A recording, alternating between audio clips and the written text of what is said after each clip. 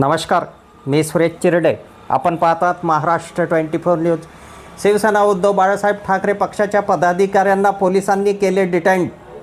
खासदार संजय देशमुख यांची रॅली दिग्रस शहरात असल्याने उपजिल्हा संघटक पूनम पटेल, शहरप्रमुख राहुल देशपांडे, शेखर चांदेकर यांना पोलिसांनी डिटेन केले आहे.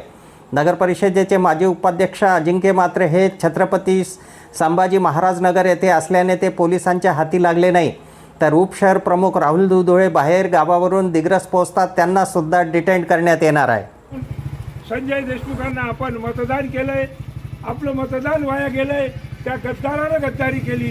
तुम्ही मतदान दिलं आम्हाला पाहून, तुम्ही मतदान दिलं आमच्या विनंतीला मान ठेवून, म्हणून तुमची माफी मागतो की एक गद्दार झालाय.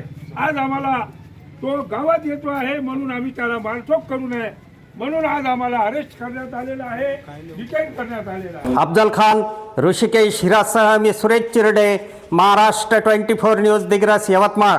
आमच्या पुढील बातम्याचे अपडेट पाहण्याकरिता आत्ताच आमच्या चॅनलला सबस्क्राईब करा व बेल आयकॉनवरती क्लिक करा.